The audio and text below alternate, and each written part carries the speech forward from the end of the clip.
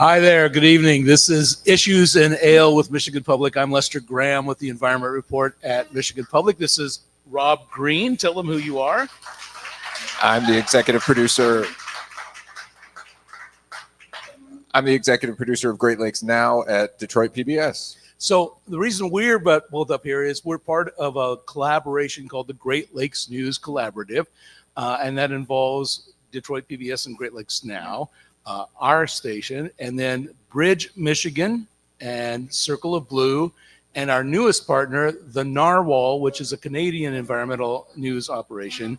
And we've been working together, well, before Narwhal, we were working together about 5 years so far, and we've been working on different projects. We're going to talk about our latest project, which is being published or on the air this week, and it is been really involved. The last time we tried a project like this, just to give you a little background here.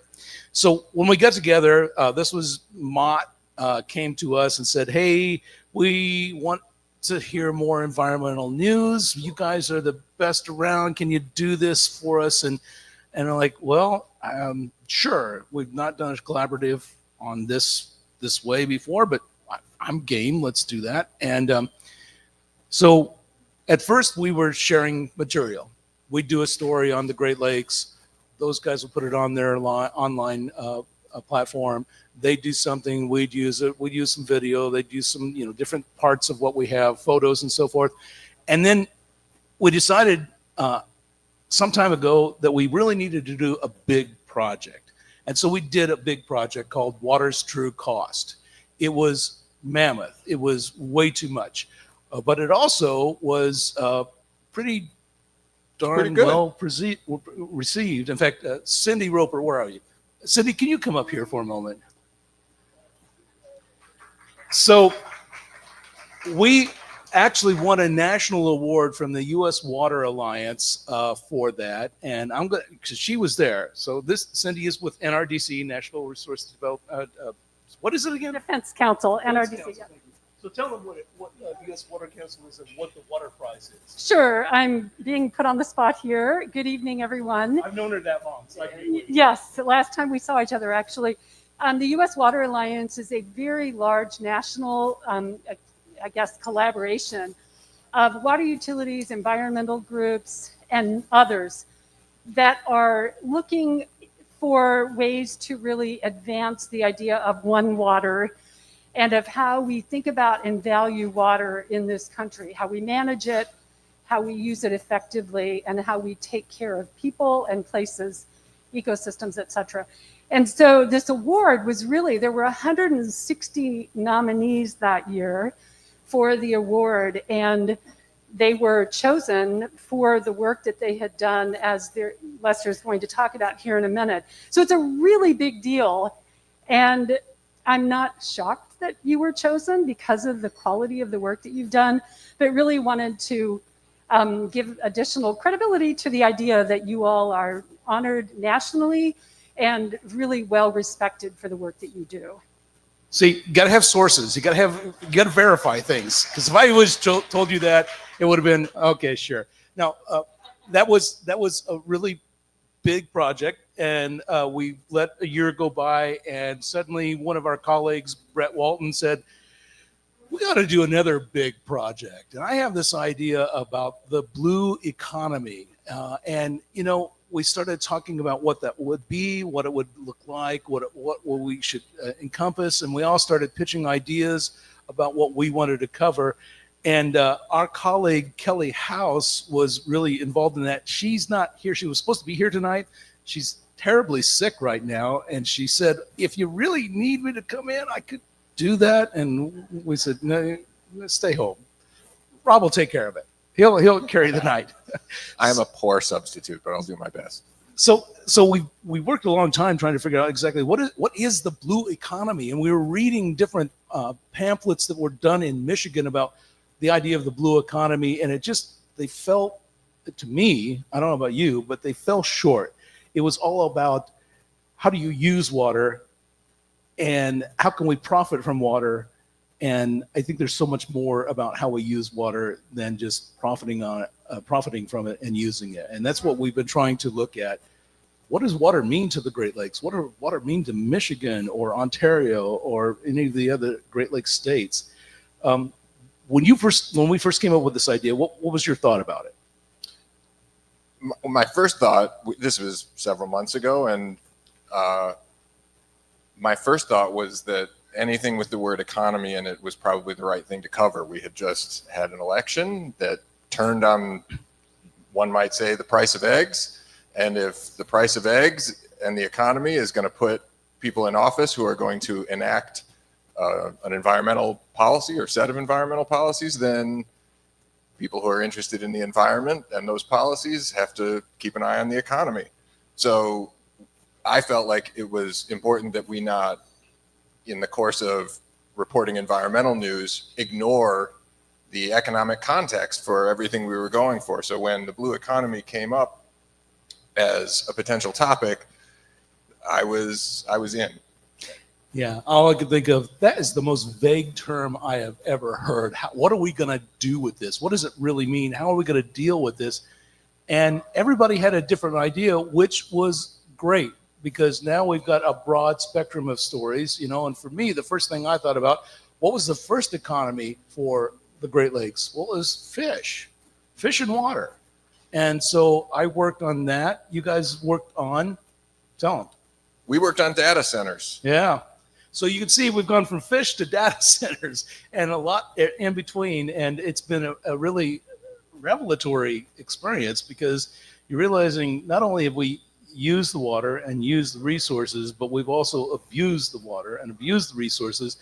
And I don't know whether the data centers are doing it the right way or not, because it all depends on how the data centers use the water, whether it's closed loop, whether it's not, how much energy it's going to take. And energy is another big part of the whole data center things. Yeah, absolutely. Data centers use water for cooling the same way power plants use water for cooling, and those are some of the biggest users of water in the region. The second largest users of water are power plants. The first is agriculture, and so data centers might be the coming number 3. They might be the coming number 3. The upshot of our story is that because cooling is such a large part of the cost of operating a data center, you don't want to put it someplace where it's hot, and you don't want to put it someplace where there's no water. So a region where the climate is cooler and where there's ample water to cool off your computers is pretty attractive. So right now it seems like the Great Lakes region is sort of ground zero for the data center building boom, and that means we better pay attention to what we're building and how it's going to use the water. And if you go to an impoverished town like Benton Harbor, which is one of the sites where one might be built, they're thinking, well, we've got this water plant that is decrepit. We could use the income for that and really build up our water system again in a way that, we talked about in the true cost of water, the water's true cost. Right. And so that's great, right? But that's not always the case. For instance, in Mount Pleasant, they're getting the water from groundwater. And if it's recycled and used over and over again, that's great. If it's used in what the old water cooler system, where it's on top of the building and it cools off by going over, and most of it's evaporated, that's not great. So it's really going to be interesting to see how these data centers not only affect what's happening with electricity, which is a big deal because we're trying to convert to renewable energy, but how are we going to use the water? Is it going to be evolve a closed loop system closed that loop reuses it? Yeah. So that story really had, I mean, when I read it, I was thinking, who was the author again? Stephen Starr. Yeah. So when I read it, I thought, I just never thought about how complicated this issue is. I keep hearing people talking about data centers. Data centers are going to be a problem. Data centers are going to be tough. They're going to be a big demand because of artificial intelligence. We got to use all these data centers for that. It wasn't until I read this story that I realized just how much of a problem it might be for water. Electricity, I understood. Water was a totally different thing. My story, the first one anyway, was about, like I said, water and fish. So imagine this. The Great Lakes have been around for more than 10,000 years. And during those 10,000 years, the indigenous folks had more fish than they could ever use, but they still used it carefully. European settlement started, and they thought, this is a great place to be. We've got fresh water and we've got fish. This is great. Everything's fine. And in fact, more and more people were attracted, and commercial fishing became a thing, but it wasn't really a problem because the number of people around the Great Lakes and the Great Lakes fisheries were enough. It was a balance. We weren't going to run out. Then some guy in Detroit figured out we can make a refrigerated system using ice and salt, and we can ship things from here everywhere, and they'll get there fresh. They started with beef, and beef out west, shipped it to the East Coast, big deal. The commercial fishers said, oh my gosh, this is a market we couldn't even imagine before. In less than 100 years, the U.S. Government was establishing fish hatcheries to help bolster the fish population because it was going down so quickly. From 100 years, we went from more fish than anybody could ever eat, more different kinds of fish, a plethora of fish, as the Jesuit missionaries wrote in their logs as they were exploring the area, to the fish count is going down so fast that we have to replenish it with hatcheries. And that didn't keep up. That went worse. And then we started opening up canals and letting in things like the sea lamprey. How many of you know what the sea lamprey is? Yeah, almost everybody here. For Vince Duffy, who's my boss, I'll explain to you because he doesn't know anything about fish. Sea lamprey is a kind of an eel-like fish that is native to the Atlantic Ocean. It's slipped in through the canals. And what it does is it attaches to another fish, and it's got these a suction and then teeth and then a saw-like tongue, and they drill into the side of the fish and they suck out blood and other fluids from the fish. And in a lifetime of a juvenile least sea lamprey, which is when they are doing this, they'll kill 40 pounds of fish. There were hundreds of thousands of these sea lampreys who entered into the system, and the government of Canada and the US got together and said, you know, this is kind of a problem. We're losing all these great fish that were a big commodity for us, and now we can hardly find anything. And this is by the 1920s. So they came together and established this thing called the Great Lakes Fishery Commission. What their sole job was to go out and kill sea lampreys, and they done it all kinds of different ways. Most of them failed. They finally found a lampricide, basically a poison that they put in the streams for the larval lampreys, because that's where they hatch.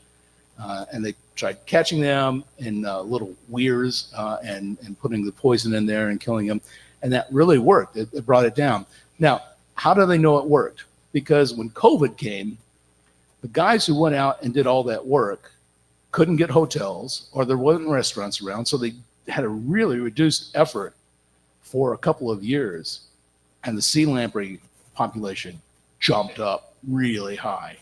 Not high enough that it was like the days of old, but it was a significant number, and they thought, this is an experiment we never would have tried on our own, right? You would never say to the fishing and the fishers, hey, we're going to stop doing this for a while, see what happens. And, you know, they would go nuts about that. But this proved the point that this is having a real effect. We also have, you know, how many of you know about quagga mussels? Everybody knows about zebra mussels. How many of you know about quagga mussels? Okay, so Vince is raising his hand. I don't believe that. Quagga mussels, like zebra mussels, were native to the Black Sea and brought in by ocean-going ships in the ballast water of the ships. So they'd suck up water in the Black Sea to even out the ballast. They come across the ocean, they dock in some Great Lakes port, and they have to switch out ballast water. And little critters who were still surviving in there ended up in our waters. There are now quadrillions of quagga mussels in the bottoms of most of the lake, less so Lake Superior because it's so much deeper and so much colder. And they've sucked out all of the energy. By that, I mean they've sucked out all of the zooplankton, phytoplankton that little fish fry eat. and that does away with all those lower, smaller fish, and that does away with the food source for the bigger fish. And so fish like the whitefish are really hurting right now, and they're trying to figure out how to fix that. And so you can see that for the blue economy in fishing, it all has to do with trying to restore a population that we have dealt a blow to at every turn for the last 150 years. It's a big story because it's $5.5 billion for the Great Lakes region each year. That's a fair amount of change. What else have we been working on? Kelly worked on this great story out of Muskegon. About eco-gentrification. Right. Yeah. That the Muskegon Lake was in such bad shape that no one wanted to go near it. And then efforts went into restoring it so that it could be a place that served the community and people wanted to be. But then, of course,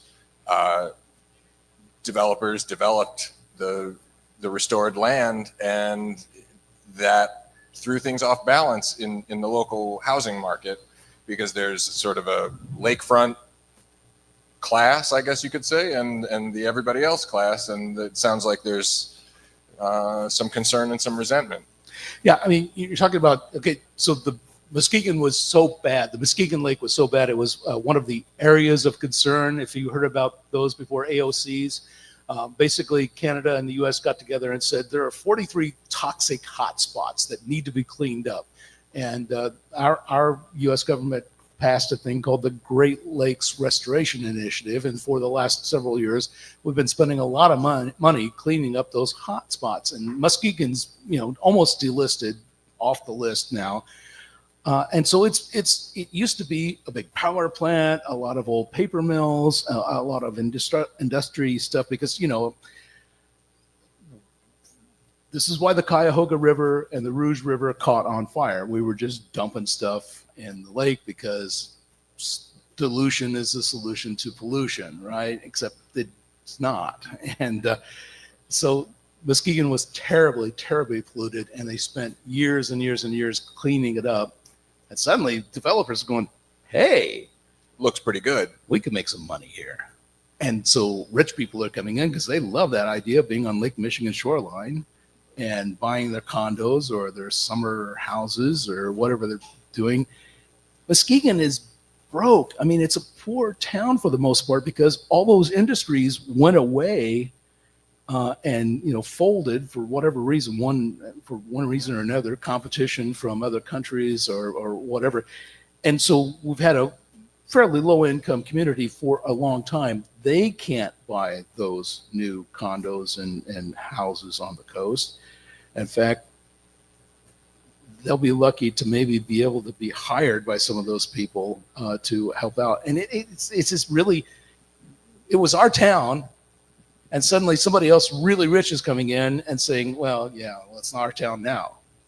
Exactly. And which is to some degree the same story as in Benton Harbor with these proposed data centers. Is the concern, of course, is that on the one hand, you want the development, you want to heal parts of the city that have been broken or have been abandoned. On the other hand, who does the city belong to after that development takes place? And so that question sort of looms over Muskegon and Benton Harbor and other places too. By the way, that data center story he's talking about will be released tomorrow. So if you want to read it in Bridge, Michigan, or on Great Lakes Now, or on Michigan Public, or the Narwhal, or Circle of Blue, we will all be publishing that story tomorrow. And you can get an idea of what we're talking about on the data centers. Last week, we also talked about the Sioux Lock expansion, right? Which was another story that I did. I don't want to talk about. I'm going to talk about. I had two stories. I promise. I'm done after this. We're going to talk about other people's stories after this. So, do you know about the Sioux Lock expansion? Anybody know about the Sioux Lock expansion? About a third of you do. So, the Sault Ste. Marie locks allow big ships to go from Lake Superior to the lower lakes and carry cargo. The main cargo is iron ore from the Mesabi Iron Range in Minnesota, some in Wisconsin, some in the Upper Peninsula. and it's called taconite. Basically, it's a low-grade iron ore that they process into pellets. They fill up these ships. They take them down to the steel mills in the Great Lakes, and some of them get put on rail and taken down to, I think it's Indiana. There's a big steel mill that uses it. It is the main source of iron ore for this nation. It is the primary source of iron ore for this nation. And so in 1986, the government said, well, if that lock went down, that lock that was built in 1969, we probably need to have another lock as a backup so these 1,000-foot cargo ships can get through. They put a little money toward a study and not much happened. And it wasn't until, I think it was 2015, the Homeland Security Department issued a release that said, if the lock that is actually open right now, the PO lock, were to close for 6 months, it would shut down all the steel making, the auto plants, and heavy equipment manufacturing, like tractors and construction, bulldozers and stuff like that made in the U.S. would go down. All the appliances would go down. Many companies would go bankrupt. $11 million people will be out of work in the Midwest and Texas and California and some other states that build appliances and stuff like that. It would cause a severe recession because of one lock being down for 6 months. Now, if you go up there and you see these miter locks, they're the things that close to keep the water in so the ship can, be lowered or raised. If a ship hit those, that would automatically be a several-month-long repair. And so it's a reality. And so the Congress said, oh, well, gosh, we don't want a recession. We don't want 11 million people out of work. So let's put some money toward that. So they've been working on it now. They've been through phase 1, phase 2. It's a big, big, big trench that's, when they're working there, they're actually in the middle of the river, under the level of the river, and trying to pump out the water. It leaks in a little bit everywhere to try to get this done and ready for concrete pouring, which is the next phase, which is happening this year. It will take a while yet longer to get that built. In the meantime, we're relying on this one lock, hoping that it'll work. It started out as a $1 billion project. Then inflation, construction shortage, labor shortage. So for some reason, construction companies would rather work where it's warm and there are big cities nearby rather than in Sault Ste. Marie, where it's a little chillier. And when I was up there in February taking a tour of this place. The wind chill factor was 10 below zero that day, and we were outside for 5 hours touring this place. It was cold, and the construction workers were there working too in the cold. And it's really hard to attract construction workers who travel around for these big jobs all the time to go to something like that. So the rate for pay goes up, getting things from the places they need in the big cities to Sault Ste. Marie, all the construction material, the construction equipment, all the specialized stuff, that also costs. So now the cost of this, instead of being $1 billion, is $3.219 billion. And so Congress is balking now. And they're saying, well, that's a lot of money, and we're trying to cut this budget.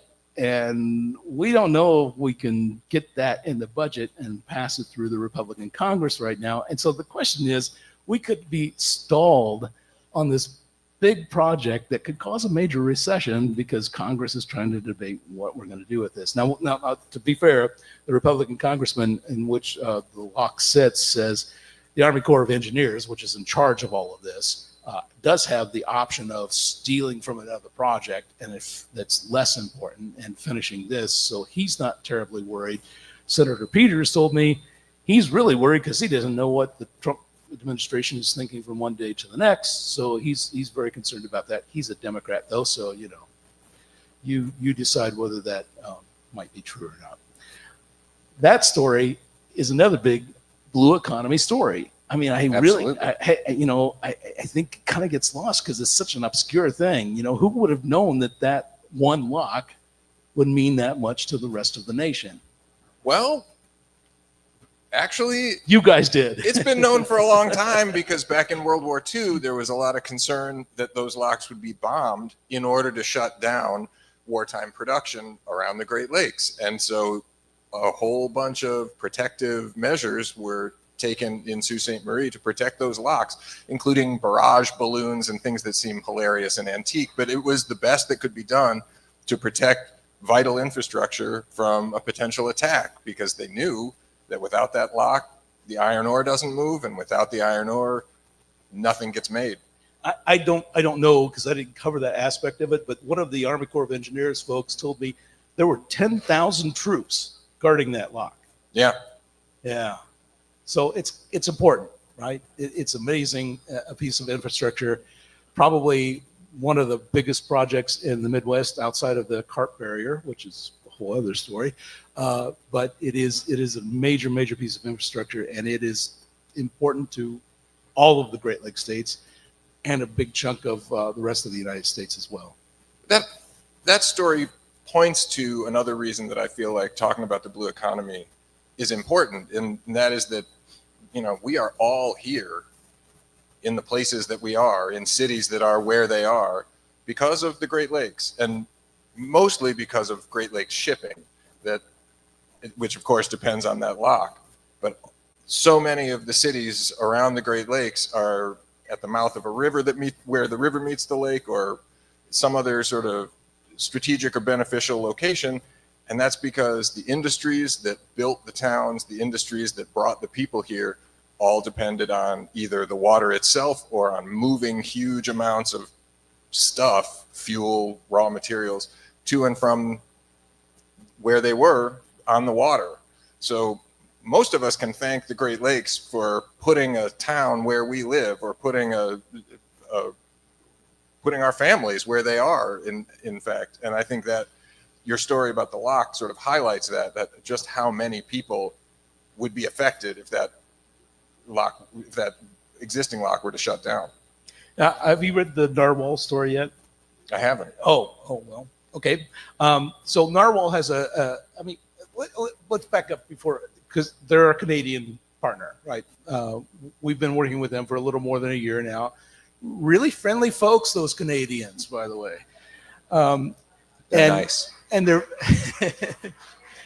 and they're a really good operation. They're good journalists, and so they're working on something a little bit like what Kelly House was working on in Muskegon, except theirs is in Thunder Bay, which was basically a big paper mill town, and they have their own version. Well, they are one of the areas of concern because that's a joint U.S. Canadian designation, and they've got an area of concern there. Of course, they're responsible for paying theirs, and they spend hundreds of millions. We spend billions because we've got a lot more dirty places than they do.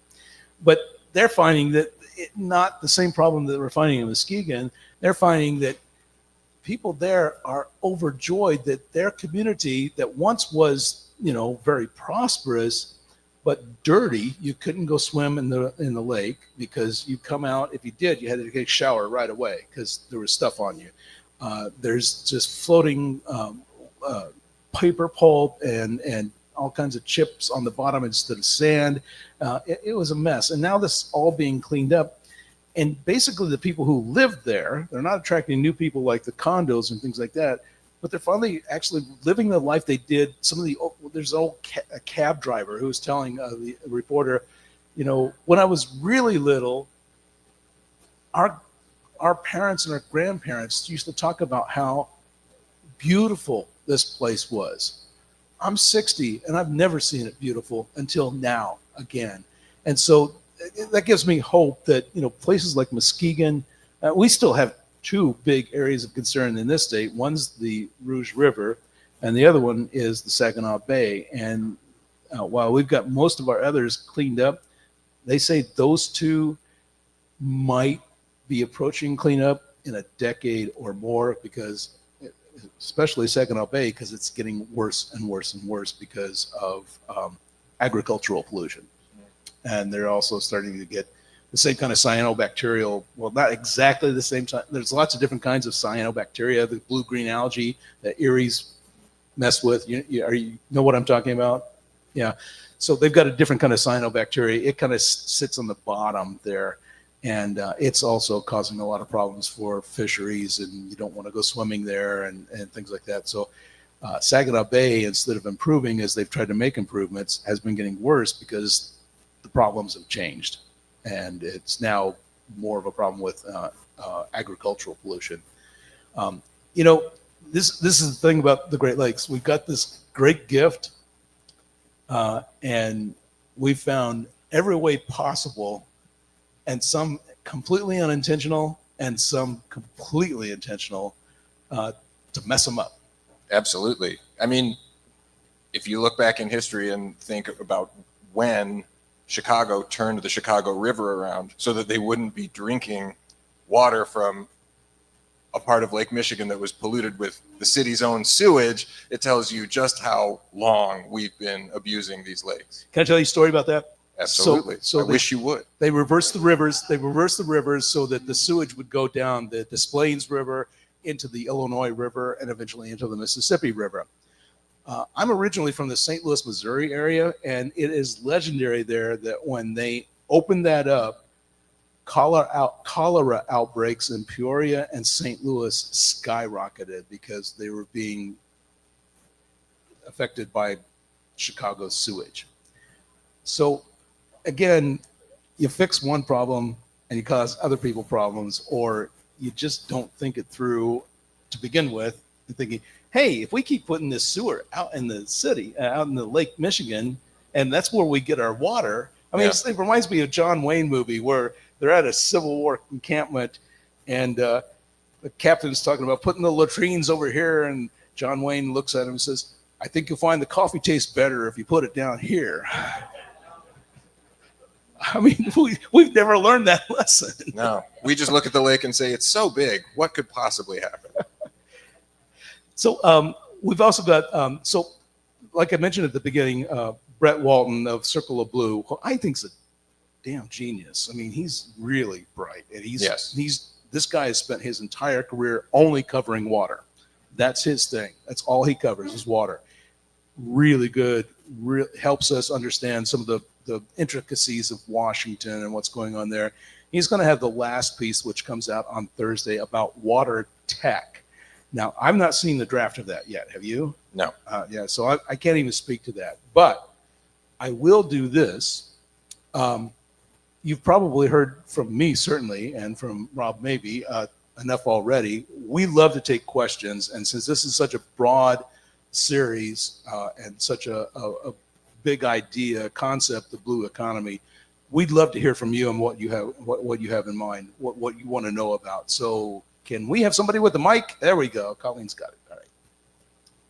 So I was curious if you could give us an update regarding the Asian carp situation and the impacts if the protections aren't actually implemented as far as the economy.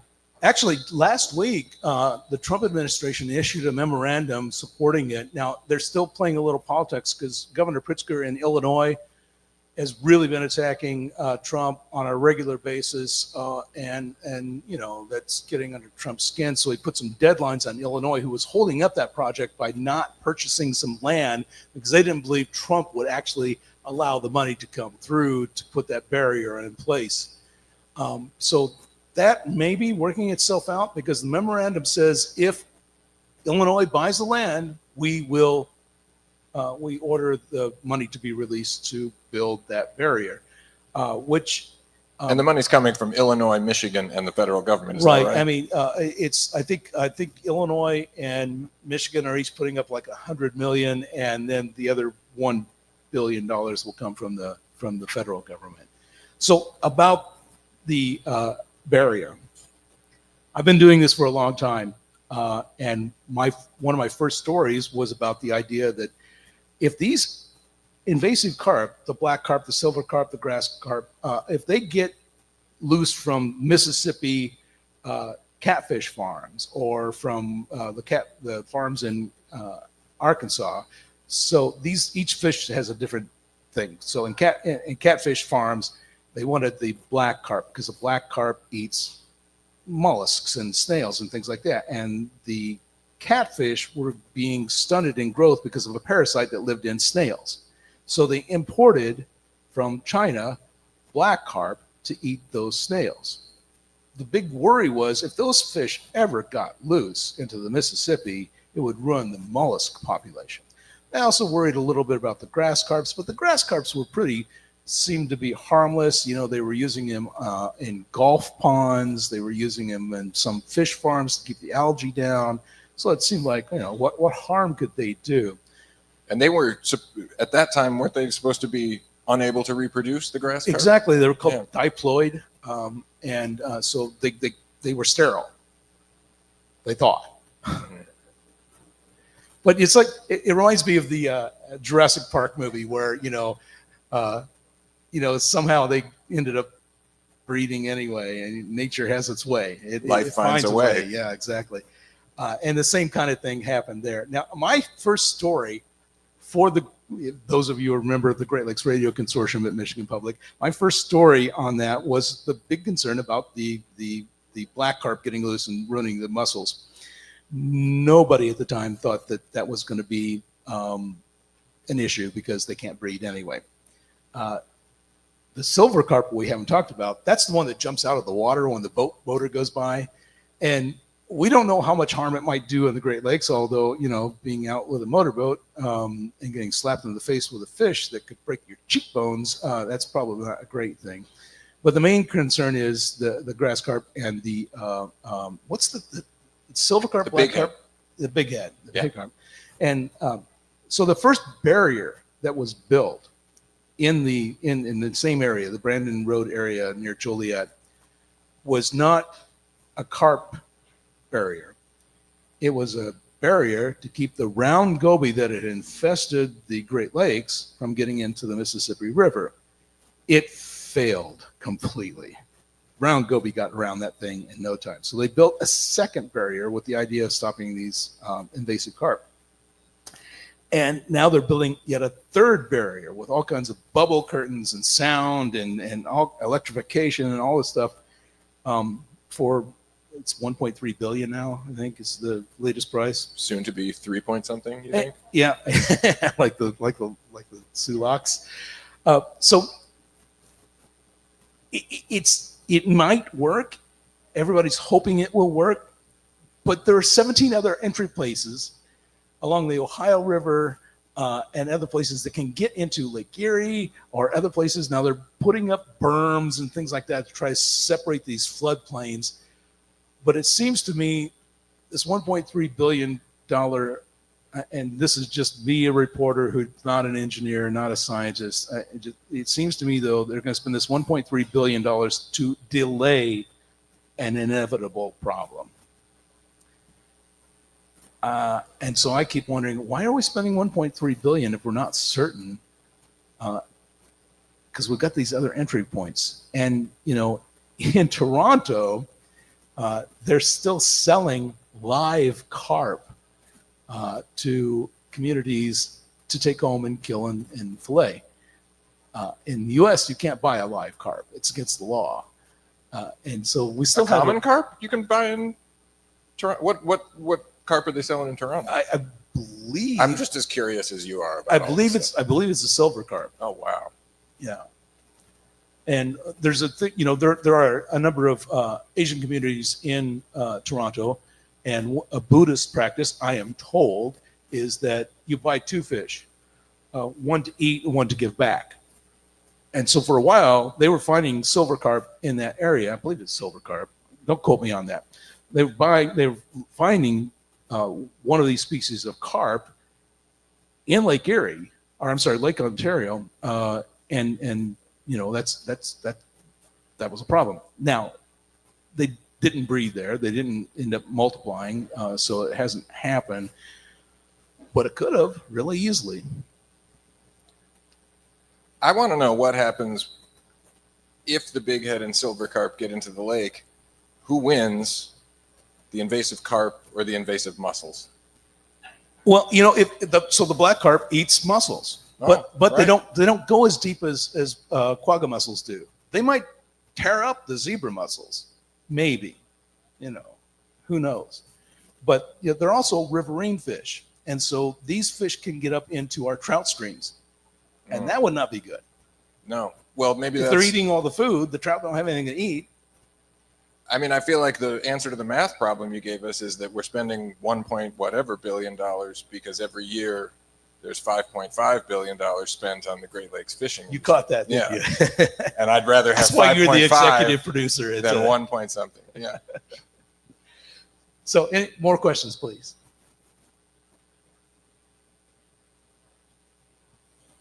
Is there any concern, any threats or concerns, I should say, to the Great Lakes St. Lawrence Seaway Sustainable Water Agreement under this current administration with the animosity now going on between the two nations?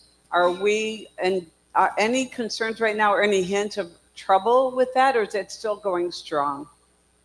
That's a question that's above my pay grade. I can't answer that. I really can't. Do you have any information on that? I don't. I mean, it can't be good that suddenly U.S.-Canadian relations aren't as warm as they've been in the past, but I don't have any information on the specific impact. We have many binational groups like the Great Lakes Fishery Commission, like the International Joint Commission, and things like that, who are, I won't say they're insulated from their governments because they're funded by their governments, but the Great Lakes Commission, the International Joint Commission, the Great Lakes Fishery Commission, those folks are still working together. I can't answer your question about the St. Lawrence Seaway because, frankly, I don't spend a lot of time that far up. I mean, I think I've been to the Coast Guard station up there, and even they don't actually do anything in Canton, New York. They actually the Coast Guard goes to Montreal. I kid you not, to inspect the ships. Our U.S. Coast Guard travels up to Montreal to step on the boats because they're still in Canadian waters when they're in the St. Lawrence Seaway that far up. So I think everything's working, but I don't know about what you're asking about exactly. I don't know. That's it. Somebody asked me a question I know. Hey, Colleen, this lady here has had her hand up a couple of times. Thank you. Thanks. Which where? Right to your right there. Hello. Oh, for me. Okay, thank you. My name is Disha, and I was all right. Fun fact: the Native people actually preceded the Great Lakes in the presence in this area. So I thought that was pretty cool. Sorry, it's kind of annoying. I'll hold it. Okay. But I was. I'm sorry, ma'am. She's not allowed to let go of the mic. Okay. Yeah, because that's happened before. But don't you think that we should change our attitude toward how we treat the environment more, instead of having them come here and build hatcheries to build up the fish, instead of learning how to have a better attitude toward how we treat the environment and what we take from it? So I think that most of the conservation groups, the agencies that work on these issues, like the fisheries issues, would agree with that. Here's the problem. It really becomes political very quickly because what the scientists know and understand so far and what they think they should do sometimes runs counter to what the fishers, the anglers, would want them to do. And I'll give you a really simple example of that. I was up in Alpena a few years ago, and the salmon, which is an introduced species, which was brought in to eat another invasive species years and years and years ago in the 60s. The salmon population was collapsing in Lake Huron. And the reason it was collapsing is because of quagga mussels, not enough food. And the anglers were talking with the DNR officials. The DNR officials are explaining this is what's going on. and this is why the salmon population has gone down. And the anglers were angry because they were absolutely convinced that the state of Michigan was trying to screw them over and save money by not stocking more salmon in the lake. And it got hot. And there are still people there who think that they lost the salmon fishery because the DNR stopped stocking. The fact was they were stocking those fish for 2 or 3 years after they make a difference. And it was great for walleyes because walleyes had a small fish to eat then, and they didn't before. So we were spending millions of dollars to feed walleye high premium salmon. And it's just not very good. So the scientists are trying to find out what are the right answers. I spent some time at the Charlevoix Fisheries Research Station. Spent a day there, and they were explaining everything they were doing, what they were learning, how they were sharing data now with all the different agencies in the other states and with the tribes and with Canada, all the data they had on their fish and what was happening. And sometimes, like right now, the yellow perch is doing better in Lake Michigan. They're not really sure why, but they're glad. And they're trying to figure out what's happening there. How can we help this situation? They're seeing other populations go down. Lake Superior just had this great decades-long program of not allowing anybody to catch the top predator there, which is the lake trout. This year, they reached a number where they said, after like 30 years of this, you can now fish for lake trout. We have a sustainable population. So the scientists are there. They're working on that. The researchers are there. They're working on that. The governments are cooperating and collaborating on trying to fix some of these problems. But some of them were so long and being unchecked. It's going to take a long time. Plus, we've got these invasives that are making it harder to bounce back. Does that answer your question? Okay.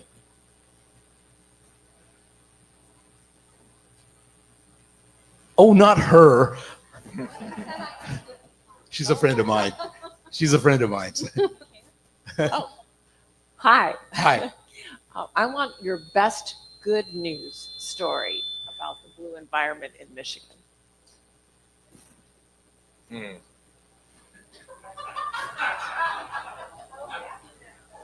I think I just told you the lake trout in Superior is, Yeah.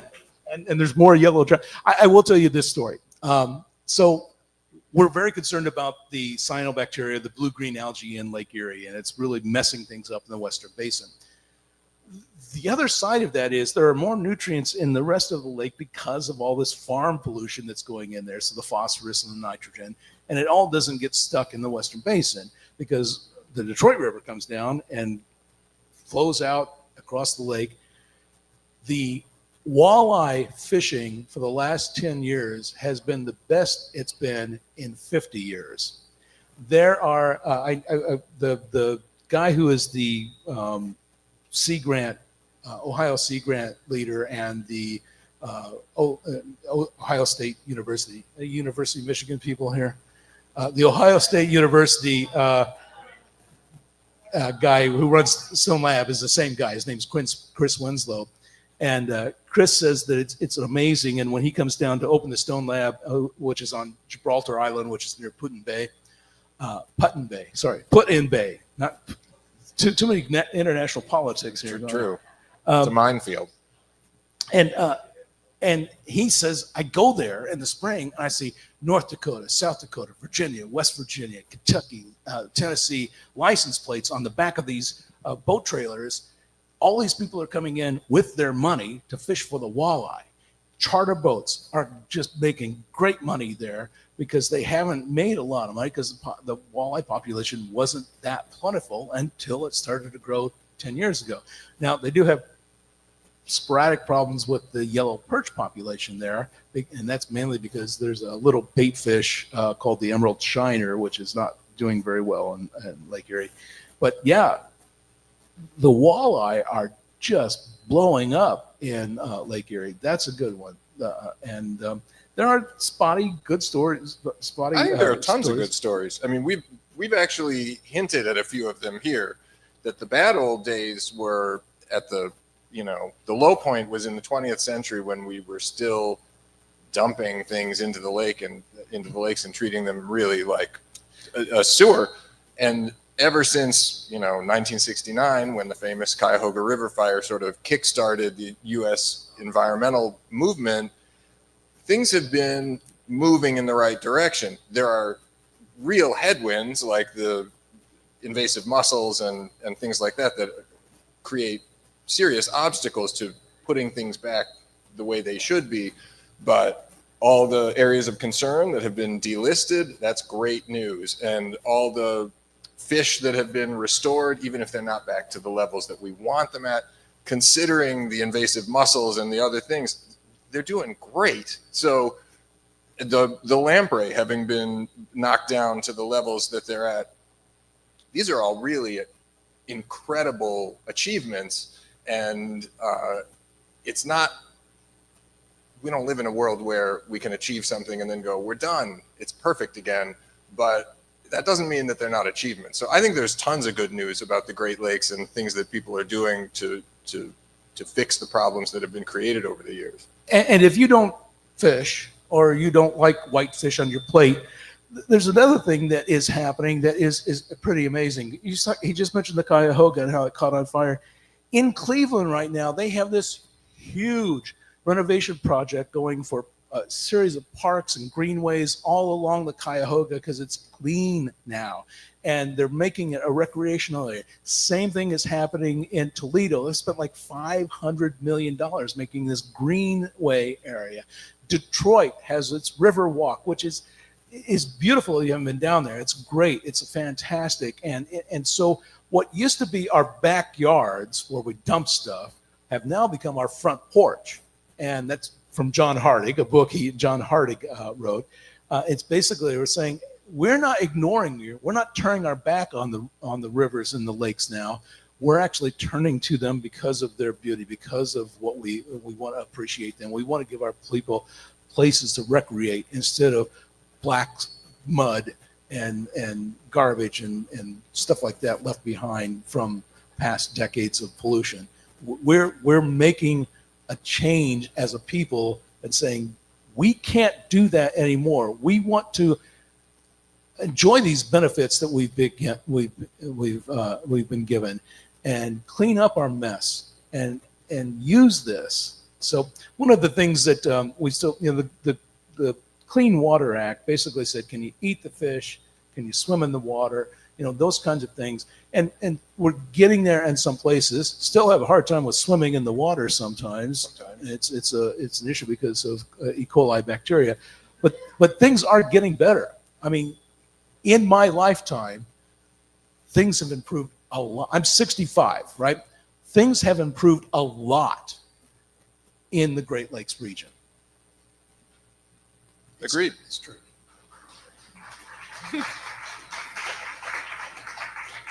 There's your good news, Molly. That's all I got. Everything else is bad news. All right. What's the next question? Next question. Hi, I'm Jay. I'm not from Michigan, so don't quote me on this, but it is my understanding that vineyards are a really big part of Michigan's economy, especially tourism. Thank you, climate change. Right. So I'm wondering how that factors into, the way that the Great Lakes have evolved and the way that the economy is now evolving with the ecology of the region. So Leelanau County, where most of the vineyards are, and Mission, is it Mission, Old Mission? I believe so, yeah. So that's the main vineyard area in our state. Although there are more and more all the time. Even in my county of Lenawee County, we have vineyards now. And so that terrain has always been there. But, the weather could get so cold that it's really rough on grapevines. Now we're seeing less severe winters most of the time than what we saw. We're seeing warmer springs and summers slightly. I mean, it's one of those things where the people who were really anti-climate change are basically saying, well, yeah, climate change is good. Look how it's doing. It's prosperous. And they haven't seen the coming invasion of pests because that's part of climate change too. So True. I mean, I think that another thing that's driving the increase in vineyards around here is that vineyards in more famous and long-standing wine production regions are facing some pressure from climate change, and so they're looking around for alternative sites. But the Great Lakes have been producing certain wines for a long time. The ice wine from the Niagara region is a phenomenon that I don't know if that happens anywhere else in the world, but it happens here. Missouri, You do ice wine in Missouri? Missouri, yes. Really? I Yeah. would have thought that was too far south. No, I mean it still freezes. I guess so. You guys know about ice wine? Do you know how it works? Basically, it freezes the grape, it concentrates the sugar, and so yeah, you get really, really sweet. It's really, really sweet wine. It's cloyingly sweet, in my opinion. All right, next question, please. Good evening. One of my concerns. Raise your hand. I can't see where you are. Oh, okay. Oh. Hi. No wonder. I'm Mr. Wilson from Home Improvement. One of my concerns in the future will be the southwestern states requesting a pipeline be built from the Great Lakes down to their area. What initiated my concern was a conversation I had with a gentleman from California, and he actually mentioned this, that he wants a pipeline from Michigan down to that region. Have you heard any rumors, or how would we handle that? I have been dealing with this since the 1980s. Number one, the cost of the price of water would be much higher than gasoline prices are right now, because you have to build so many power plants to pump the water out there. And if you're going past the Rocky Mountains, you can just multiply that by a lot. So it's impractical. We also have a compact that won't allow that. Canada and the U.S. have the Great Lakes Compact, and it will not allow mass shipping of water to other places.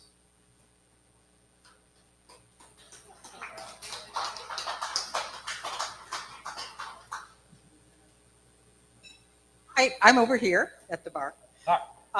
This is sort of a follow-up to that question. Given the anti-regulatory mood in Washington these days, what is the prospects that there will be attempted drilling and offshore windmills in the Great Lakes? I don't know about offshore drilling, but there's been a proposed offshore wind pilot project off of Cleveland for quite some time. I feel like at the moment it's stalled. It is. Yeah. Yeah, it's stalled. But there was a proposal that kept getting knocked back, and I think at the moment the Dutch company that was supposed to build the wind farm has sort of lost interest in pursuing a project in this environment.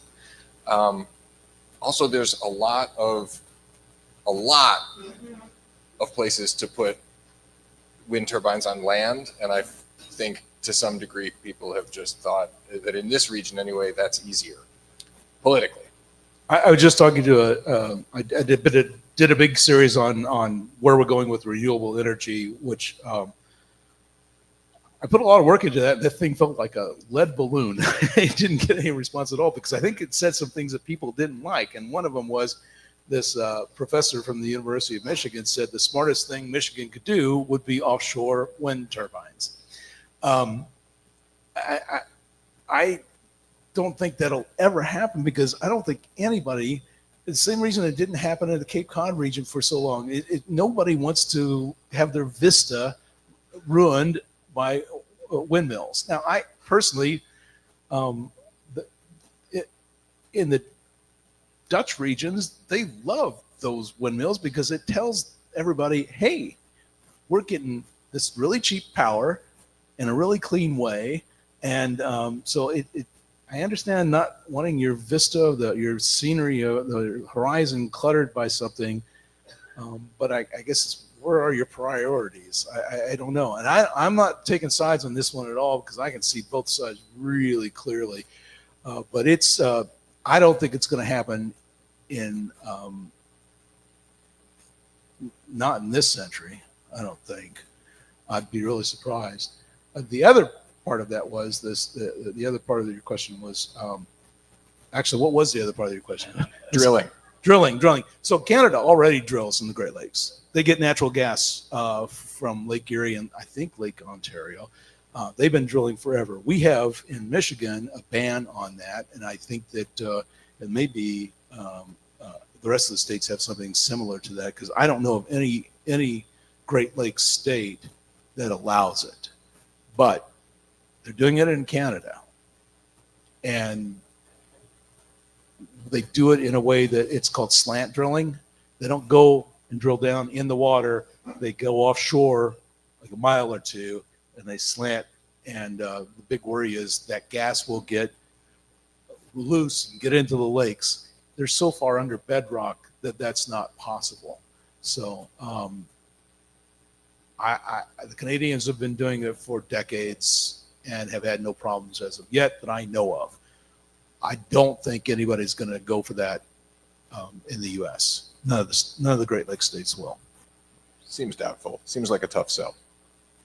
Although more likely than wind turbines in Lake Michigan, I think. Next question, please. Yeah, okay, I'm not really happy about the Asian carp coming all the way up and we bearing the cost of that. So my two-part question is, one, it seems like the people that aren't causing the problems may be footing the bill for, dumping or, Asian carp getting up here. And the second thing is, I guess from an economic perspective, who's helping those businesses think of other options so that they didn't have to choose something that might be invasive or dumping? Yeah, that's a complex question. It has a lot of answers. But let me start with something completely unrelated to what your question was. So because of things like Trump calling the COVID the China flu, we don't call it Asian carp anymore. We call it invasive carp. Your choice, just a point of information. As far as it's also because all carp are Asian. Even the carp that we're The used common- to, common that we're carp, not, yeah. that we're not worried about, they were introduced here as a food source because people wanted them. So anyway. in Illinois, where they have the silver carp, they are actually catching them, and chefs have really taken it as a challenge. How tasty can we make silver carp? Now, the flip side of that is if you make a demand, if you put a demand in place, then you don't want that to go away. And so it's just like the salmon in the Great Lakes. Salmon are great. The Pacific salmon in the Great Lakes are wonderful to eat if you eat fish. And the salmon were put there to eat the invasive species alewife.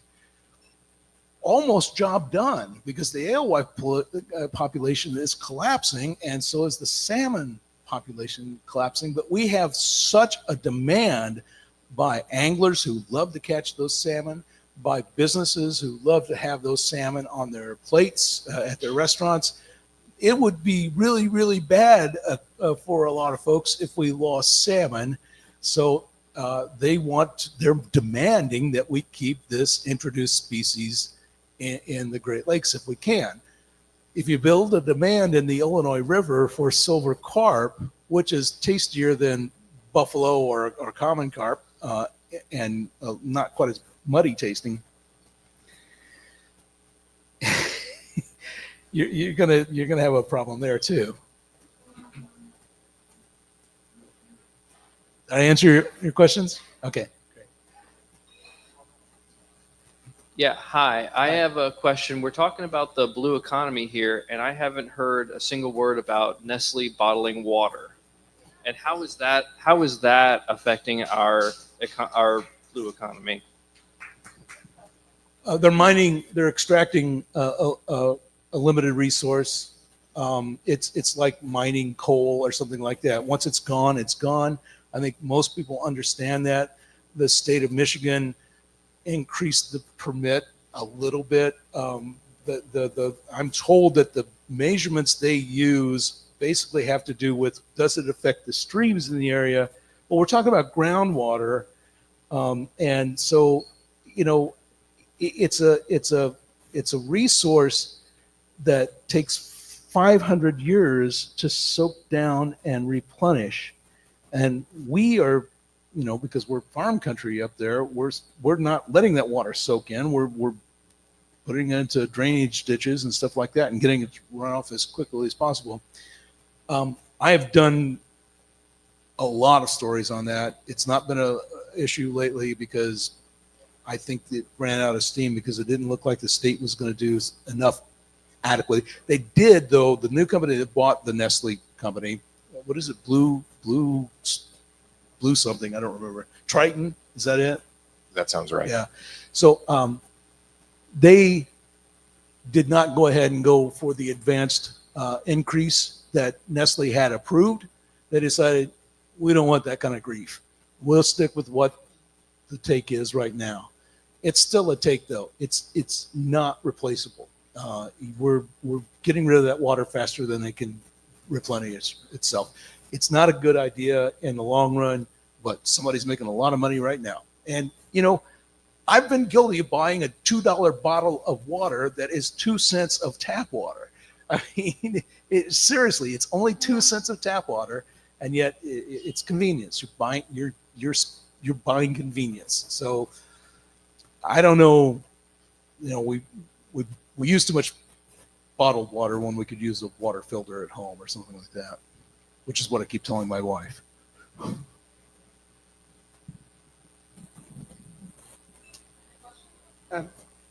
Maybe more comment than question, but with regards to pipelines coming out of the Great Lakes, there's an authority called Great Lakes Basin that, if you don't drain to the Great Lakes, you don't get to access the Great Lakes. And so that's part of that Great Lakes Compact I was talking about earlier. So Waukesha, is that the name of the town? Yes. They finally got a permit, right? A special permit for that. They did.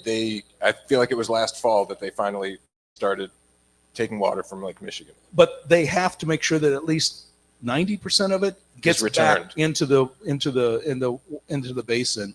The real water that's getting out of the basin is going down that Chicago sanitary canal where the fish might be coming in, and Joliet, which is a pretty sizable town, recently hooked onto the Chicago water supply. Joliet is not in the Great Lakes Basin, but Chicago is, and Chicago is selling its water to Joliet as part of its water system, and nobody's figured out yet whether that's a violation of the compact or not. Hello. Leave it to lawyers. Lawyers will find a way around it if they can. Yeah. How many lawyers are here? I want to know what I should get it down. Yeah, go ahead. Yeah, what I'm wondering about is with the fast tracking of approvals for line 5. Do you guys have any comments on that, or expectations? I feel like both of us are gun shy about saying anything about line 5 because this story has been going on for so long and has reversed so many times that it feels like a trap to make a prediction. But yeah, no matter what you say, you're probably wrong. Yeah, exactly. 90% chance you're going to be wrong. You might be right again later. Yeah, but you'll be wrong soon. So the Trump administration has told the Army Corps of Engineers to put this on the fast track for approval. That doesn't mean the Army Corps of Engineers is going to approve it. So, I mean, you just don't know how these things are going to go. I mean, from what I understand, and following the court cases and everything else, I think it's almost inevitable. It's almost inevitable that tunnel will be built, because in the end, even the people who don't like the idea of line 5 and cutting through Michigan and getting very little benefit from it, going through a tunnel is better than having those 70-year-old pipes sitting on the lake bed. And shutting it off, you've got a treaty with Canada that prevents that. There's just, and like Rob said, there are so many moving parts. It's hard to tell what might happen, and I wouldn't want to predict anything with any certainty. Well, nobody's ever did this in the world. Done what? Put a tunnel underneath something like this. Oh, yeah, they have. Ever. Yeah, Well, the tunnel. No, Istanbul has one, just like it. Yeah. Is there any access if something happens? If there's a It's catastrophic travel. It's a event? travel tunnel. We've got one going under Detroit River. Right. I understand what you're saying.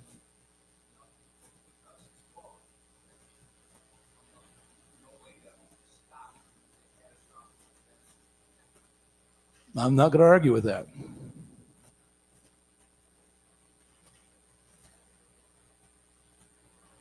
I have one question for you, one word for you, microplastics. We've got a story coming out on this month's show about microplastics. It's not good.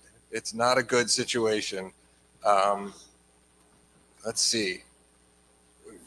A one-word question is a pretty broad invitation to talk, but yeah, there's a lot of microplastics in the Great Lakes, and every place we look to see if microplastics have found their way there, we find them. And that's not just in the Great Lakes, that's everywhere. To the point where you've probably seen the headlines or the stories that we each may have about a plastic spoon's worth of microplastics in our brains. So if you're ever short on cutlery, you're covered. But so I honestly don't even know what that is going to mean, but they're already everywhere. There are certain things you can do to try and avoid them, but you're not going to avoid them completely.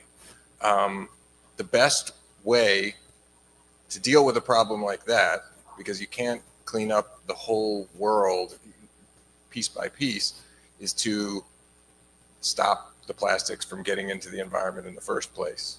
And so how you do that is a tricky puzzle. We all buy right.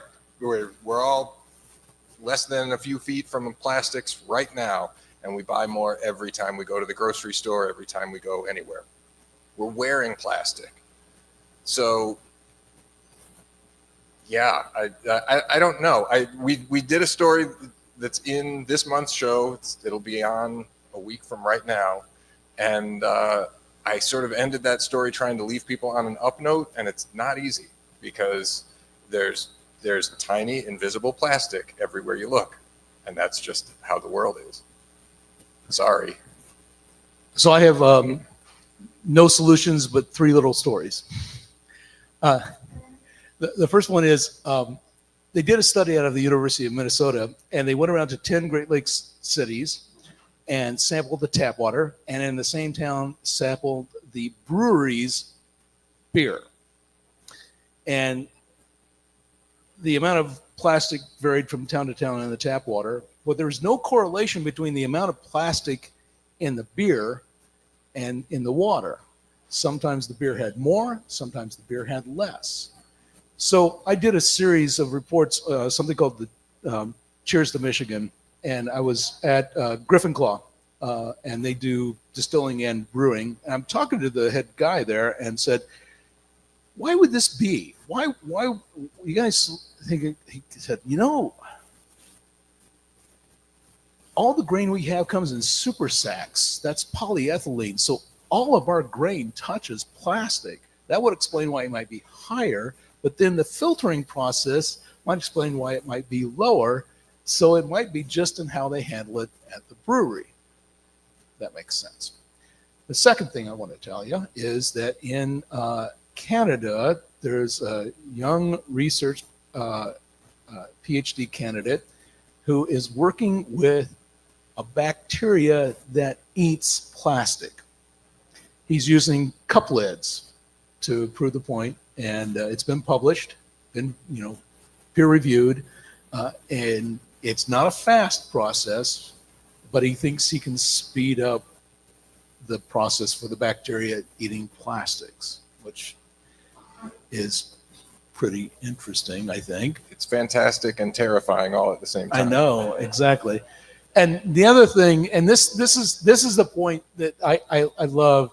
So I'm at Duck Lake Beach, which is on Lake Michigan, and I was with a crew that was picking up plastics, mostly cigarette butts, frankly, but a lot of plastic spoons and broken stuff that you couldn't even tell what it was before. And I went back a year later to see, is it any better or any worse? It was more or less the same. Got to talking to some guy on the beach. He's there with his 2 granddaughters, and they're just having a lovely day. And I saw him going around picking stuff and putting them in his pocket. I said, "What are you doing?" And he said, "Who are you?" I said, "I'm a reporter with Michigan Public." "That's NPR, isn't it?" I said, "Yeah." He said, "I'm a conservative." "Okay, what are you doing?" It turns out he's going around. Every time he sees a piece of plastic on the beach, he picks it up, puts it in his pocket, so he can do at least something about the plastics problem, because he's just as worried about it as all the rest of us are. He wants his grandchildren to be able to go to a beach and not be exposed to that kind of stuff, not see it get weathered into little tiny pieces that are microscopic and end up in your beer. It's a great solution. I told you 3 stories. I got one more. There's a kid who goes around with a group, and they pick up plastic and they take it to the local facility, and that facility actually sells it to a place in North Carolina, which turns it into fabric. And he has T-shirts, or long sleeve T-shirts, to be made from that plastic that they pick up on the beach, which is great, except now that plastic fabric is going to be washed in the washer, and the fibers are going to come off like your acrylic fleece and get into the water, because our sewer plants are not equipped to handle those fibers that filter off our plastic clothes every time we wash them. So it's one of the most difficult problems we face right now. And I don't know where it's going. I mean, it's in the food we ate. They find fibers of plastic in the fish fillets, no matter where the fish fillets come from.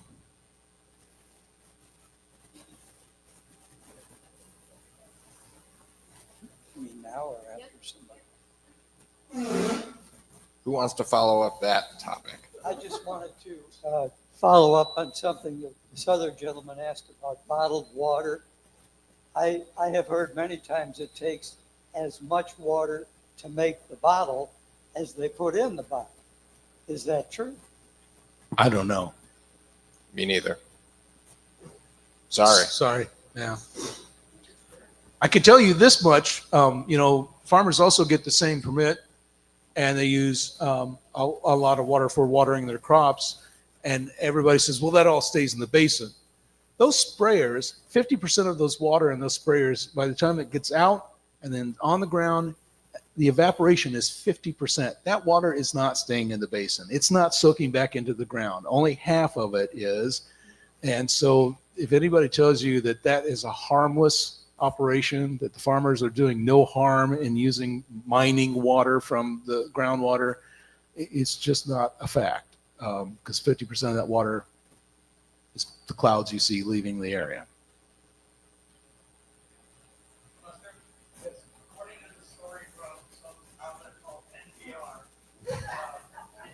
This is my boss, by the way. This guy. I've no.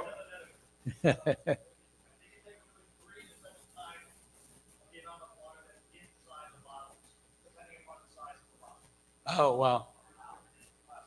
Why don't you come in here and say this to the mic, because the people out in the world who are listening to this online can hear it too.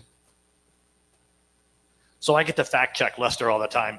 So I look things up very quickly. And according to this news outlet called NPR, you might have heard of it, it can take as much as 3 to 6 times the amount of water that's inside the bottle to produce the bottle that holds the water, depending upon the size of the bottle. So, sir, you're correct. Are they a trusted source? Yeah.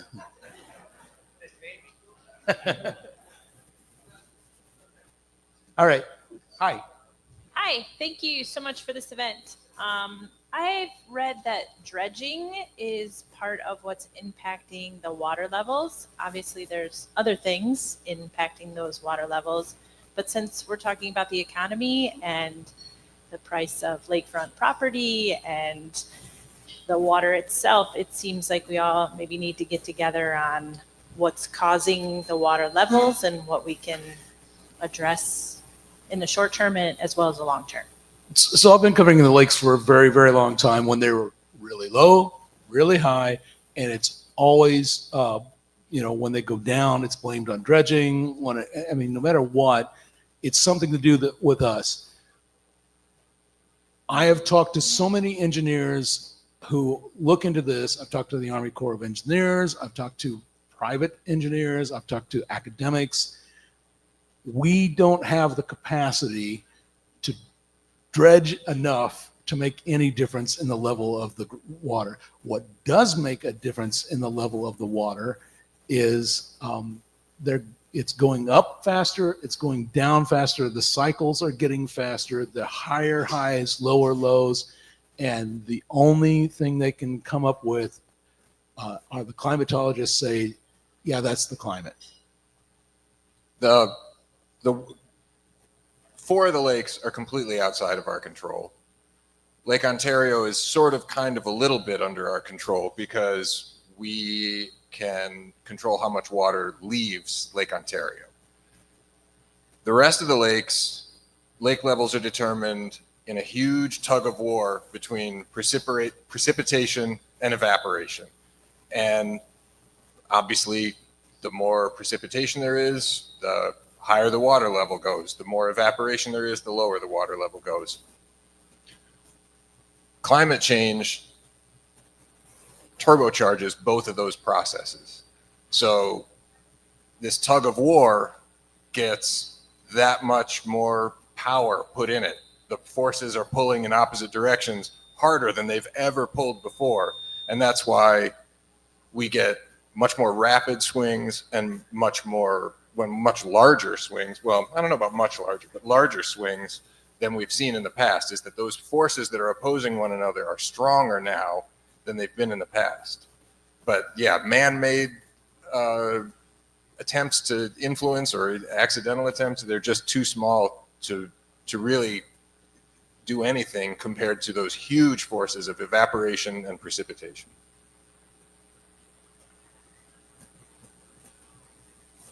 Hi, my name's Lori Green. Thank you so much for being here tonight. I've enjoyed listening to you guys. You strike me as learned men who love the Great Lakes, so I have a question. Oh, now you're exaggerating. I know. I'm schmoozing you. I want to know, have either of you gentlemen read the book Braiding Sweetgrass? What is it? Say it again. Braiding Sweetgrass. I haven't. Can I put it on your must-read list? Anybody? Amen? Molly's up here saying, I'll get you a copy. I'll get you a copy. Now, get ready. It's going to change your life. Get ready. Because if you love the Great Lakes.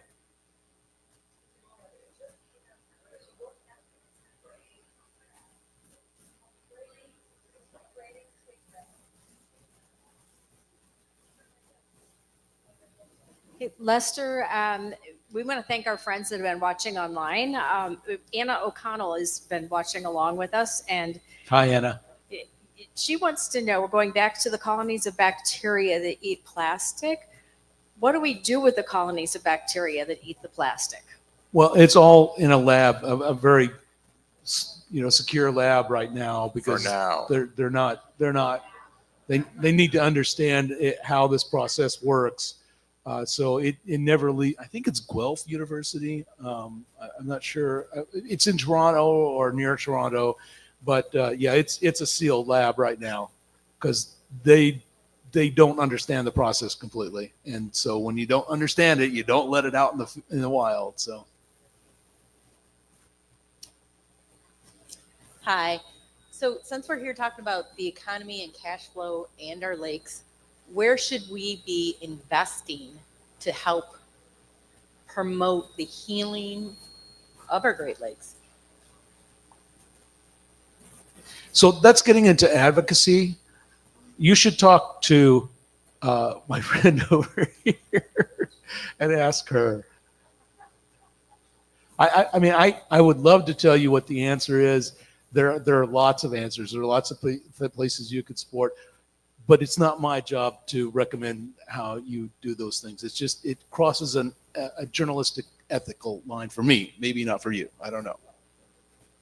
You might have a different set of standards. I just have no idea. I know that there are, as I sort of mentioned earlier, there are a lot of people who are doing great work to heal the lakes, but they tend to be in the nonprofit sector, so they're not really investment opportunities. I'm glad they're doing what they're doing, and I'm sure they would love some support, but they're not going to deliver a return on investment in the traditional way.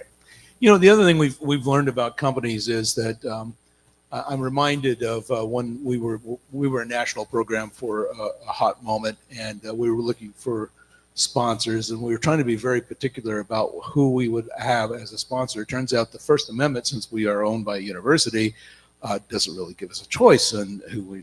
So we ended up getting a sponsor. They did not want to give us the amount of money that we needed for a budget, but they wanted exclusivity, which means we couldn't get anybody else to fund the other half. So we said no, and one of my colleagues said, "Well, if we would gone to VW or somebody else, we could have done that." VW a little later was found cheating on their emissions stuff. The company we turned down and actually ended the national show because of that was a company called BP, who 3 months later had a little accident in the Gulf of Mexico. And so actually our decision to turn them down actually saved our careers, because can you imagine the environment report sponsored by BP? That's the closest I've dodged a bullet in my life, but we did it on account of principle, which I'm proud of my colleagues that we all agreed immediately we're not doing that, and we're not going to, play that game with the big corporate guy just because he can bully us around. And oh gosh, I'm so glad we did that. I mean, we did the national show went away, but it went away on our terms, not theirs.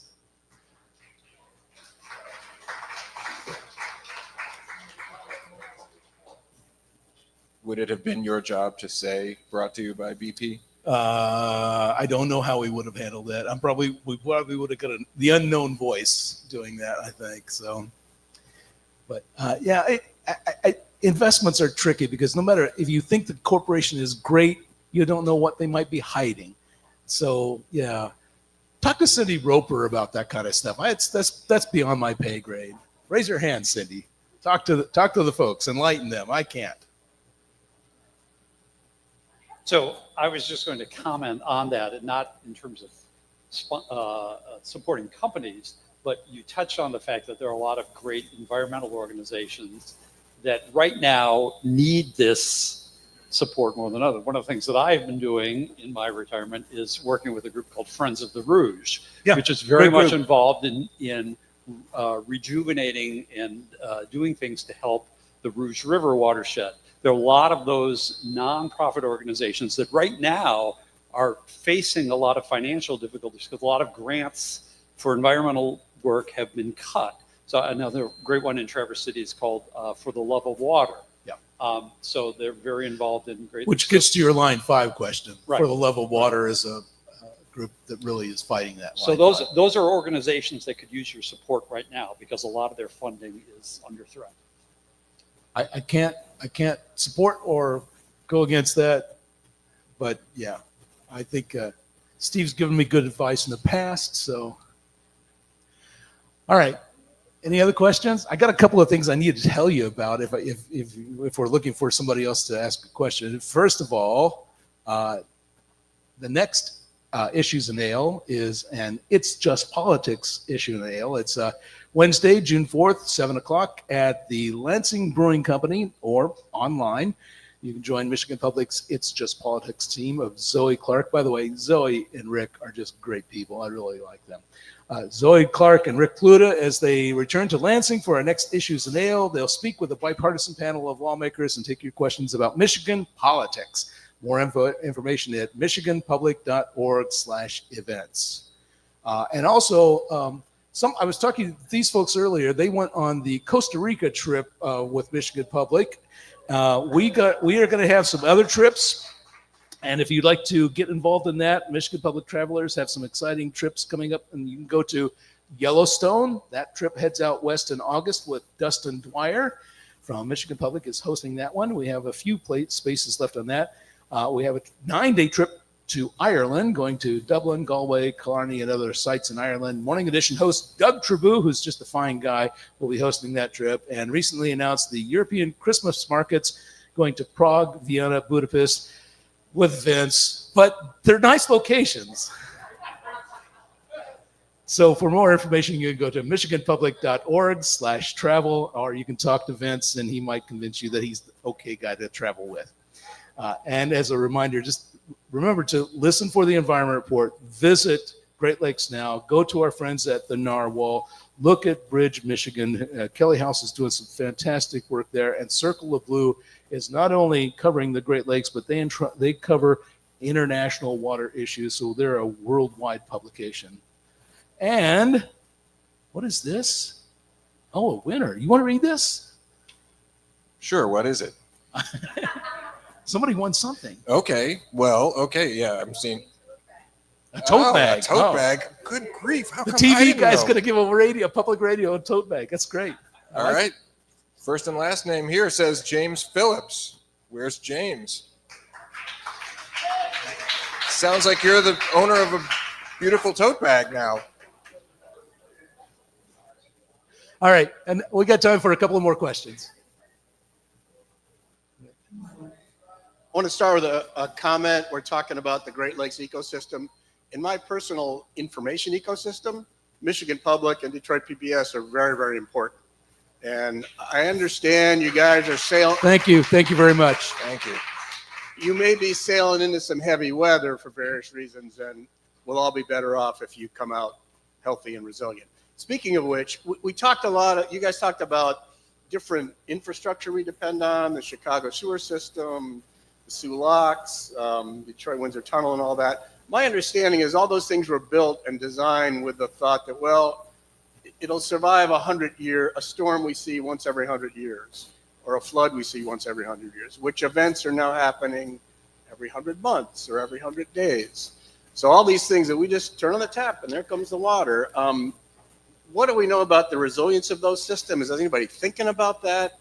And what impact will climate change have on our daily life as those systems are challenged? Every civil engineer in the world is thinking about that right now. Absolutely. I mean, if you're talking about water infrastructure, then the project that the Great Lakes News Collaborative did a few years ago called Water's True Cost, is that what we called it? Yes.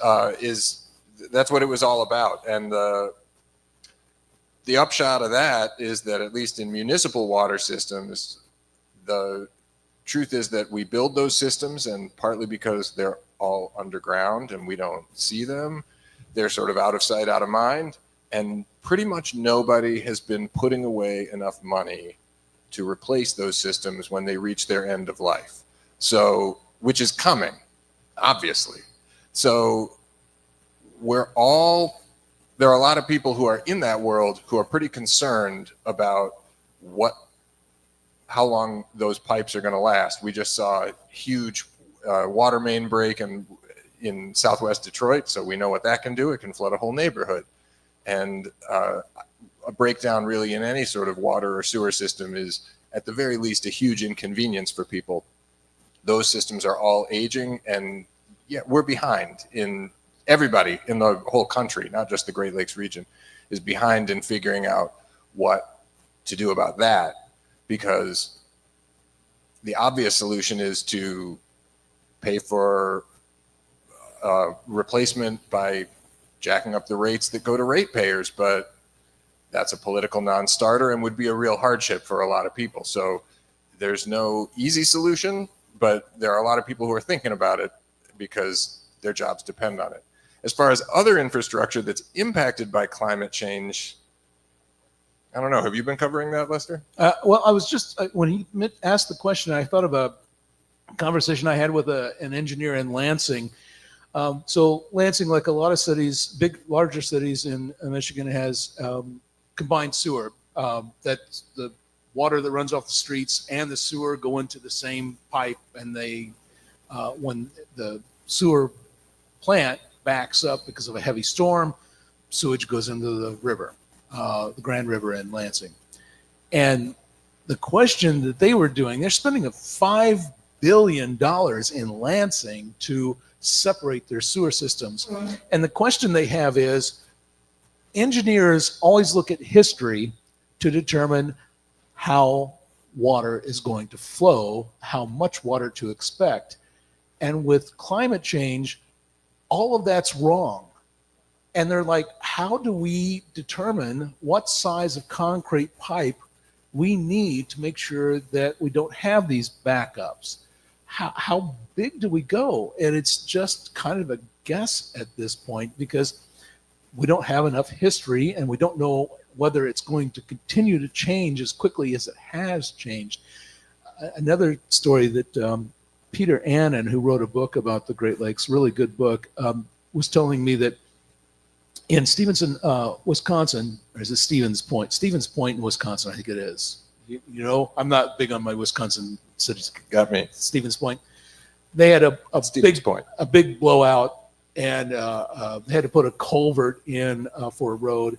And FEMA has a rule that you can only replace what you had before with their money. You can't go bigger, which makes no sense at all in this time when things are getting wilder and rains are bigger and things wash out.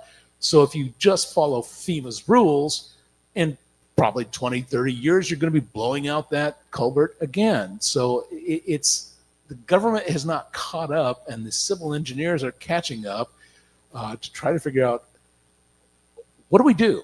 What do we build for? Because you don't want to spend too much of the taxpayers' money and overbuild, but you want to make sure that you're building adequately. And that's a tough answer right now. And they don't have the answer. It's a best guess scenario. I think there's also a certain amount of thinking that we can't build our way in the traditional sense out of this problem. Chicago, once again, built a huge upgrade to their sewer system called the Tunnel and Reservoir Project. And it cost billions of dollars, and it's often compared to the moonshot. And the day it was completed, it was already inadequate because climate change has increased the amount of precipitation that it's going to have to deal with. And because during the decades when that system was built, we've changed the landscape and put in a ton more impermeable surfaces. So rain runoff is a bigger problem in the area that this system serves than it's ever been in the past. So the system was built to stop basement flooding that was a huge problem in the Chicago area. Chicago basements still flood, and the tunnel and reservoir system is doing what it was designed to do, but it's simply not enough. And if that project isn't enough, then probably no project of that type is going to be enough. That's what they refer to as gray infrastructure, meaning pretty much concrete. So there's been a turn toward green infrastructure, which is a little bit, I don't know, there's some humility involved there where instead of thinking we'll just take all of this rainwater that's coming in and we'll somehow figure out a way to hold it and process it, it's kind of admitting that we can't do that. So we have to find a way to create green spaces that can absorb this water and can process it by allowing it to percolate into the ground, rather than thinking that our water treatment plants, waste treatment plants can somehow handle it. So it feels like there's a shift happening in civil engineering and in this area of, I guess, infrastructure design, that's just kind of, in a strange way, admitting defeat, but really finding a new way forward that can actually handle the problem instead of imagining that we can just engineer and build our way out of everything. Aside for the part that we're responsible for some of this climate change, the other thing is we have spent a couple of centuries now draining the swamp so we can build farms, draining the swamp so we can build cities. And the swamps were taking up that water and dealing with it and replenishing the aquifers and everything else. The black swamp, have you ever heard of, how many know what the black swamp is? So the black swamp was a swamp that started around Toledo, covered almost 2/3 of Ohio, a big portion of Indiana, part of Michigan, and reached to the Illinois border. It was one great big swamp. That's all farmland now. It's all going into drainage ditches. It's all going into the Maumee. It's all going into Lake Erie fast. We've created our problems. So we're going to have to get creative about figuring out how to undo this stuff and still live the comfortable lives that we've come to expect. It is going to be expensive. It's going to mean that big condo systems right on a place that should be a wetland are going to have to be sacrificed. And you know, we're not going in that direction right now. And we're certainly at a dead stop right now because of the federal government's cuts. There's the most political thing you're going to hear from me tonight. Yes. Perhaps the most political thing up to this point. And of course, you've easy, Joe. Take it easy. We got a reputation to uphold here. I must say, you two are geniuses. Sorry, they are. Quite prophetic. If the whole of the Great Lakes is the sum of all its parts, the countries, the states, the counties, the cities. It's how we use the water and how we return the water that we use back to the sewer systems.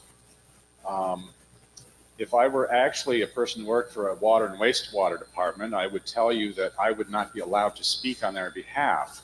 But if I were such a person who worked in such a place, I would suggest that we think about those things. Don't just look at the Great Lakes and say, hey, what are they doing about this? My question to everybody is, what are you doing about what you do with your water? Bringing it in and taking it out. A lot of people think that, hey, it goes down, I can flush it, so I can flush it. Flushable wipes are not, and there are plastic components in it. They do not break down like toilet paper. The other things that I'm told we found in wastewater plants, which are just down that way, condoms, guys, they're not water soluble. Condom wrappers, feminine product applicators, which are plastic, turtles, salamanders, small pets that are not furry, generally get the burial at sea.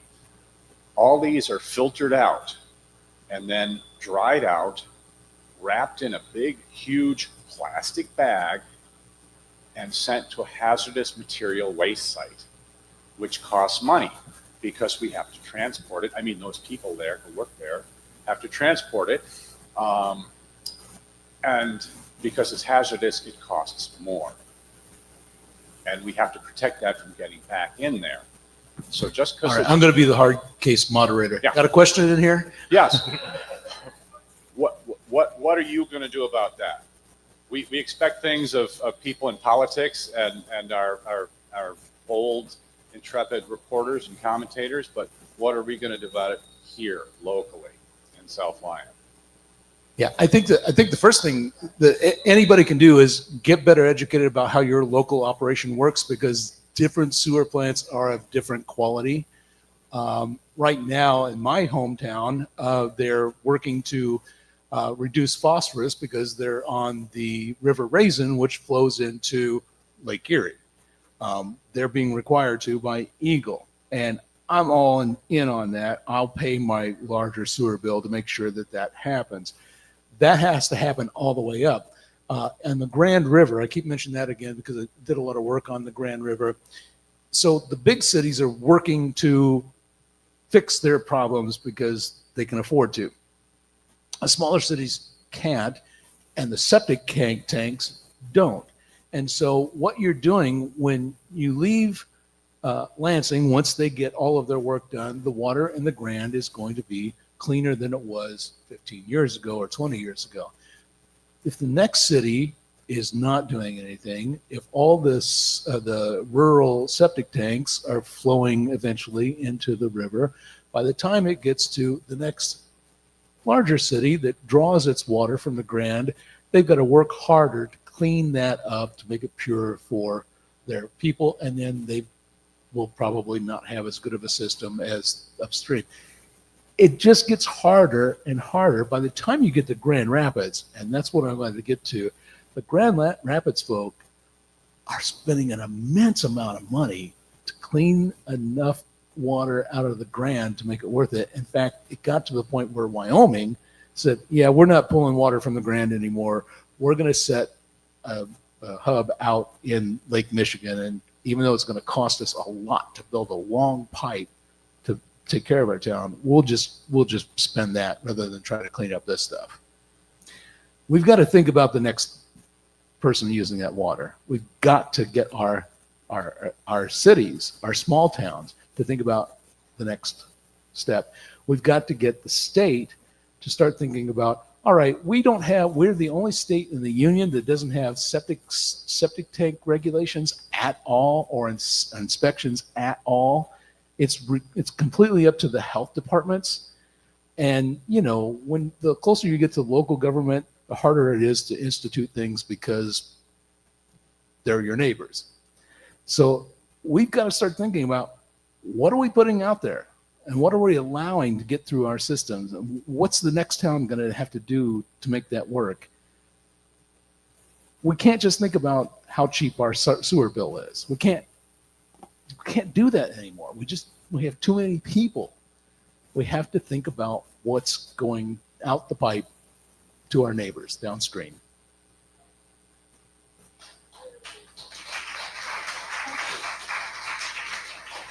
One more question.